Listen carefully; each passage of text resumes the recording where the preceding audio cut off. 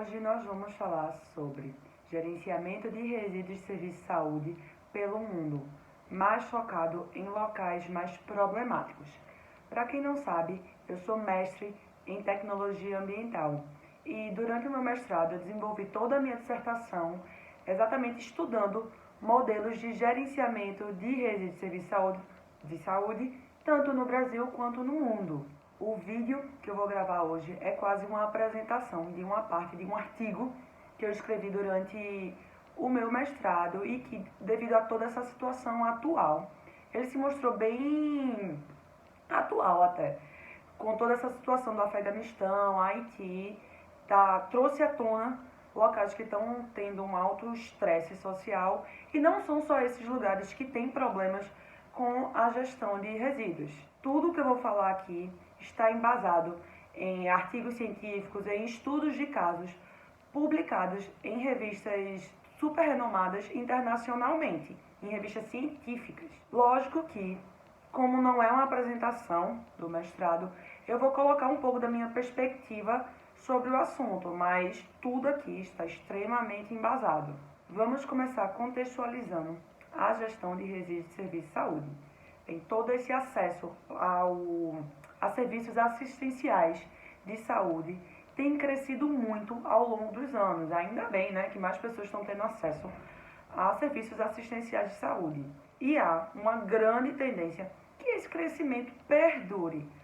Além disso, a medicina é um campo que tem um intenso desenvolvimento, mas a gestão de resíduos das atividades da medicina nunca teve essa mesma atenção que a medicina em si. Por que é importante gerenciar resíduos de serviço de saúde? Bem, o setor de saúde é um setor que tem um alto impacto ambiental, uma alta pegada de carbono, uma alta demanda energética e uma alta geração de resíduos. Então, o manejo correto desses resíduos contribui para a minimização dos impactos ambientais do setor. Além disso, vamos dizer, todo esse impacto ambiental favorece as mudanças climáticas que estão acontecendo. E já tem estudos que comprovam que essas mudanças climáticas vão aumentar a quantidade de pessoas doentes e também a quantidade de eventos climáticos extremos. Isso quer dizer que mais pessoas vão precisar de serviços assistenciais de saúde. Então, a gente vê como é uma bola de neve. Serviços assistenciais de saúde têm um alto impacto ambiental, o que favorece as mudanças climáticas, e essas mudanças climáticas favorecem, digamos assim, aumenta a quantidade de pessoas que vão precisar de serviços assistenciais de saúde, e isso vira uma bola de neve que vai um ciclo sem fim. Então é muito importante a gente ir minimizando os impactos ambientais desse setor. Segundo, resíduos de serviço de saúde são reconhecidos pelos altos perigos associados. Então, o resíduo infectante, que tem um alto potencial de disseminação de doença, o resíduo químico, que tem um alto potencial de intoxicação, tanto de pessoas quanto do meio ambiente, os resíduos perfurocortantes, que são responsáveis por muitos casos de HIV e hepatite no mundo, os resíduos radioativos, que eu não preciso nem falar, né, que são extremamente perigosos. E a falta de gestão desses resíduos expõe desnecessariamente a população a inúmeras doenças e danos. A Associação Healthcare Without Waste Internacional já estima que 1 em cada 3 hospitais do mundo tem uma gestão de resíduos adequada. Isso quer dizer que 66,6% de todos os hospitais do mundo gerenciam seus resíduos de maneira inadequada. É muita coisa. Mas bem, eu não sou alienada e eu entendo que em um local de alto estresse social, a prioridade é sobreviver, é se alimentar, ter um mínimo serviço assistencial à saúde. E quais seriam esses locais, né? Locais acometidos por guerra, miséria, eventos climáticos extremos. Nós temos como exemplos bem atuais a situação do Afeganistão, a situação do Haiti, que teve um terremoto E depois do terremoto, teve também ciclones, tempestades, tá bem complicado lá. Muitos locais na Ásia e África também sofrem disso. Inclusive, é uma notícia que eu vi hoje, que na Costa do Marfim foram identificadas 2 pessoas com ebola. Ebola é uma doença altamente transmissível e muito transmissível exatamente por resíduos. Se você não sabe, a ebola é uma das doenças cujo resíduo é considerado, uma das poucas doenças, cujo resíduo é considerado do subgrupo A1 por causa do alto grau de letalidade e do alto grau de disseminação dessa doença, o quanto ela consegue se disseminar. O modelo que eu vou expor aqui foi baseado em estudos de caso, esse primeiro modelo que eu vou expor, em estudos de caso realizados em Bangladesh e na faixa de Gaza. Principalmente, esse estudo da faixa de Gaza foi em um momento que o Hamas estava lá e estava tendo bastante guerras, bastante conflito nesse local. Então, dá pra gente associar bem ao que está acontecendo com o Talibã e o Afeganistão. Os resíduos de serviço de saúde gerados nesses locais, eles eram descartados, a grande maioria, sem qualquer segregação, sem qualquer, na verdade, procedimento de manejo desses para resíduos perigosos. Eles simplesmente eram coletados ao léu e descartados ao léu, tipo, qualquer local, no terreno baldio da esquina, de vez em quando ia para um aterro. E nesses locais há uma intensa atividade de catadores. São locais que têm uma miséria, também acabam tendo uma miséria muito grande. E os coletores arriscam, os catadores arriscam sua vida procurando resíduos perfurocortantes dentro, que são descartados pelos hospitais, para revender, porque eles têm um valor agregado um pouco maior. Eles coletavam esses perfurocortantes e revendiam para pessoas que precisavam de agulhas, pessoas que precisavam de medicamentos ou queriam se drogar, e revendiam esse. E essa revenda já de perfurocortantes contaminado com secreções de pessoas já é um absurdo por si só. Mas eles ainda faziam isso sem qualquer procedimento de limpeza daquele perfurocortante, no máximo uma água. Quando eu lia esses artigos, eu confesso que o estômago da pessoa chega a dar uma embrulhada, porque é muito triste você pensar que tem pessoas vivendo num grau de miséria, num grau tão grande, que precisam fazer isso.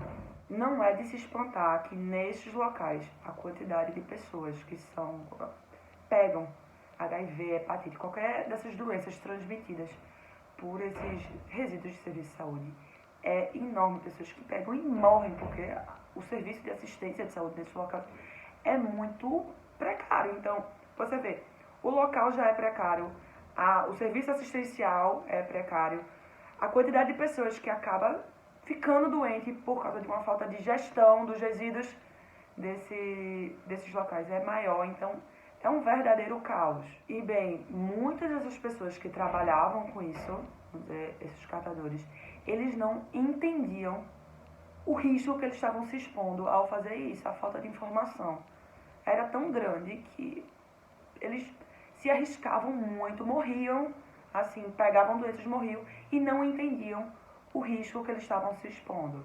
Em alguns locais, em alguns hospitais desses locais, na verdade, havia uma mínima segregação entre resíduos perigosos e não perigosos. Os primeiros resíduos perigosos eram encaminhados para a incineração. Muito provavelmente, esses incineradores desses locais devem ser bastante poluentes, porque aqui no Brasil a gente tem uma legislação exatamente para incineradores de resíduos, para não poluir toda essa parte de filtros. Imagina esse lugar. Eu acredito, assim, fortemente que isso também é um achismo mesmo, não tenham esses dados, mas os incineradores desses locais devem ser bastante poluentes. Mas, ainda assim, existia essa segregação, mas era uma segregação extremamente mal feita. Desde a fonte até depois que existia essa segregação, o manejo, não existia identificação dos sacos, não existia uma exclusividade de infraestrutura. Como assim? Um local para armazenar resíduos perigosos diferente do local para resíduos não perigosos, um carro de coleta específico. Em Bangladesh, inclusive, essa movimentação de resíduos era realizada num balde que ia em cima da cabeça das pessoas, dos profissionais de limpeza do local.